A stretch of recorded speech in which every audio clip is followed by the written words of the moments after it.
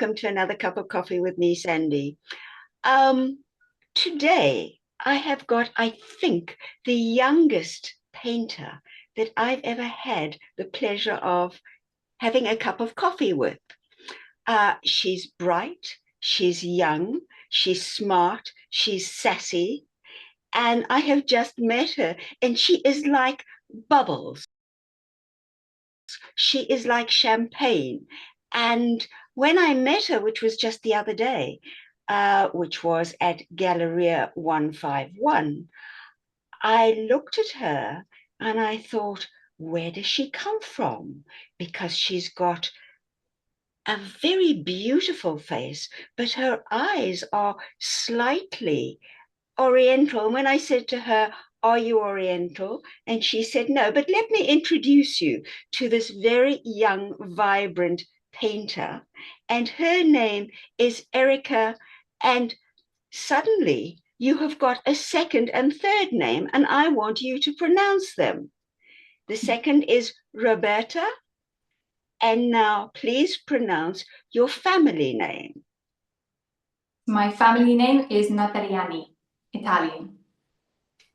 Hello and welcome, but I know you as Erika. How are you? I'm good, I'm very well. Thank you for having me. I'm excited to be here. You are so welcome. Now, you are very different because, first of all, you are young, very young. And secondly, you have taken the first place in Galeria 151 because since they've had their amazing renovations, both Caroline and Lissy have decided that they are going to keep one wall specially separate, and that wall is for special featured artists. And you, my darling Erika, are the artist of the month of May. Welcome. Thank you. Yeah, I'm so excited to be the first artist. So I'm so excited to see how it's going to come together.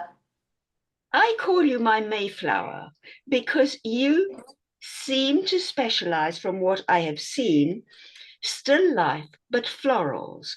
You have got flowers. You have got flowers, I think, in oil. Are they in oil? Yes, that's correct. But you also do charcoal. So you are so different from anything that is already in Galleria 151. And you are numero uno. I want to know how you found them and how you found out about this wonderful exhibition that they are allowing new artists to show their work for 1 month, each month, a different artist, so that they get exposure. Well, I've always loved picture framing. It was one of the first jobs that I had after studying at university. So I was always looking in the area for some small framers that I could find. I always like to know where they are. And yeah, I met Caroline and Lissy, and we just clicked immediately. They have such a lovely energy and a beautiful space. And I think most importantly, a passion for art and artists. And that's how our relationship kind of started. And we spoke about the Caroline's new idea, the feature artist, and it just evolved organically from there, really. Before I show your paintings and talk about your paintings, I'm actually going to show our viewers the picture of you standing with Caroline and Lissy. Yes. And there you have it.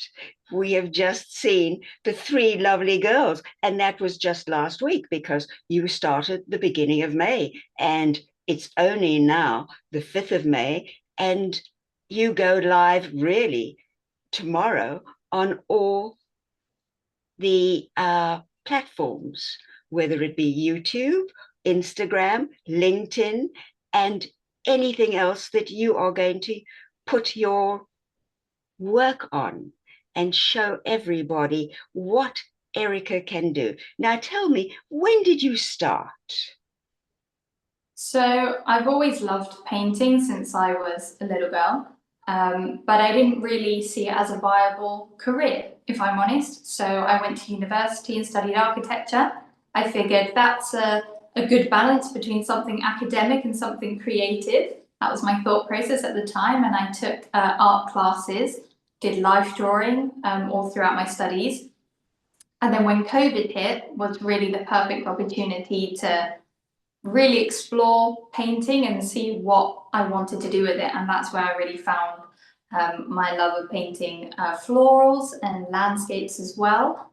And it's something that I've just continued in my own time, wherever I can, weekends, after work hours, just any time I can fit it in is picking up a paintbrush. So That's just amazing. And I can see a beautiful still life behind you. Tell me about it, because it is not on exhibition at Galeria 151. It's not in your wonderful space.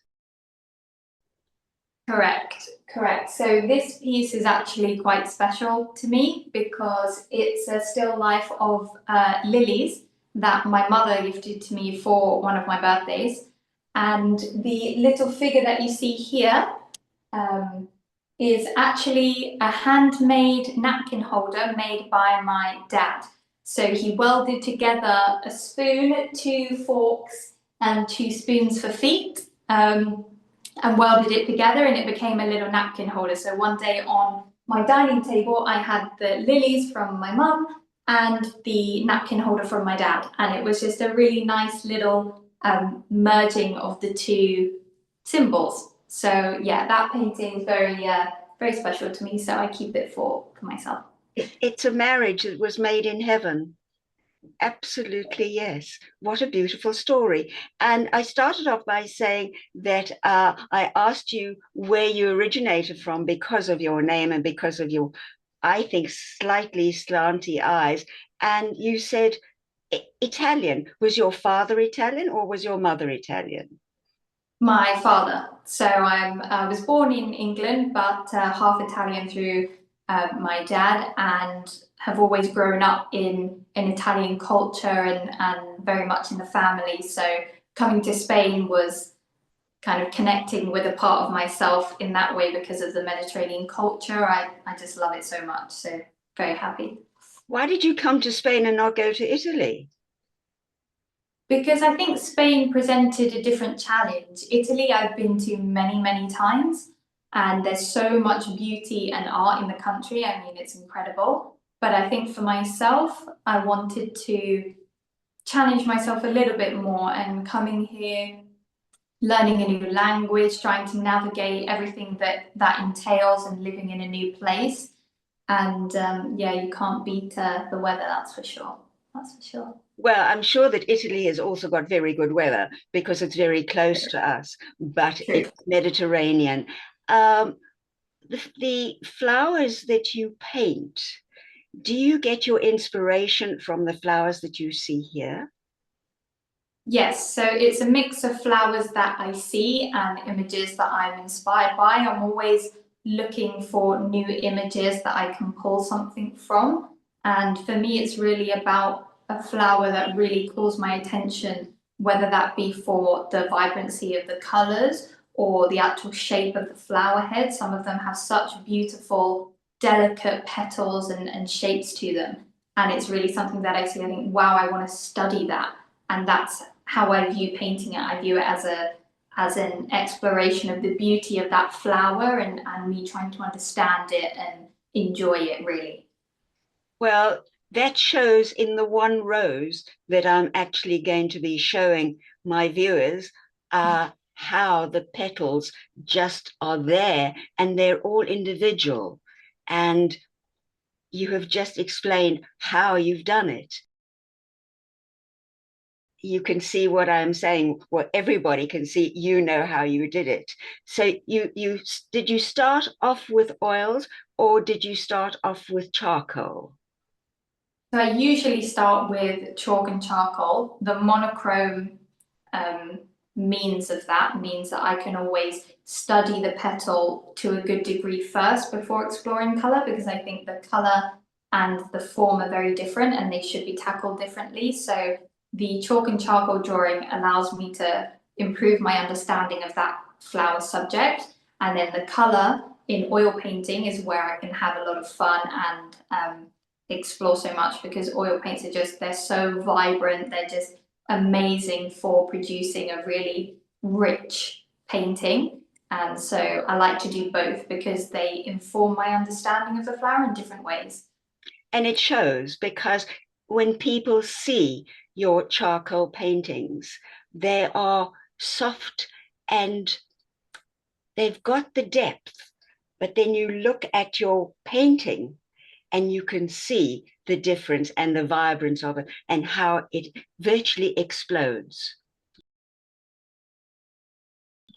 Yeah, they're very different, very different. And I think with the colour, I can really push the boundaries of perhaps a colour looked to me really purple, or a flower looked really purple, and I want to draw that out and show the viewer the beauty that I saw in the flower that they might have overlooked. Because I mean, there's beautiful flowers and nature everywhere. Sometimes I think we can forget to really look at the intricate details of those natural forms, and they're so incredible that that's what I want to capture in the paintings.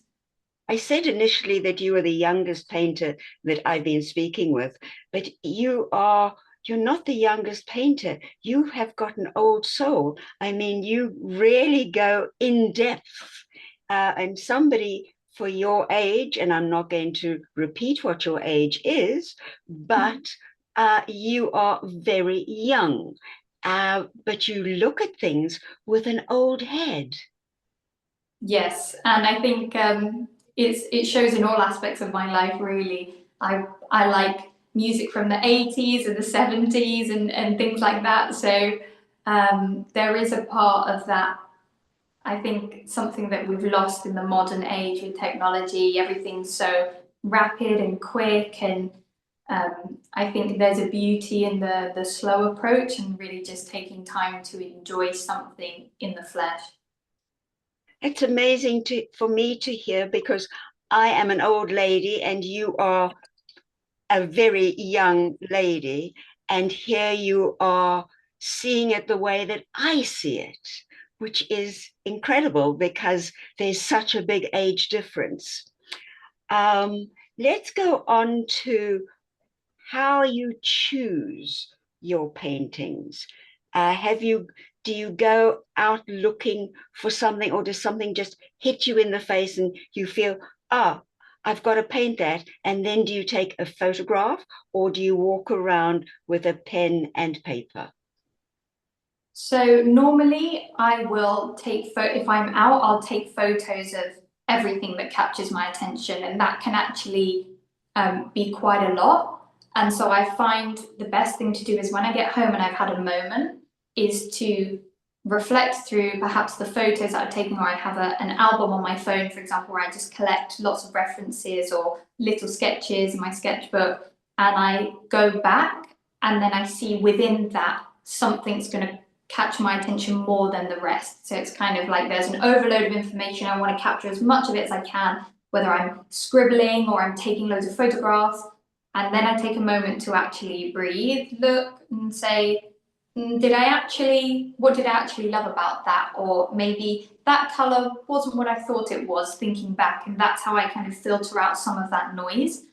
And then from the sketch, that becomes the chalk and charcoal study. And then from there is when that's when I know I want to take something all the way and make it really big. You are one amazing young lady. When we end the program, I am going to be showing the paintings and the charcoals that are in your space, your special featured space, your May,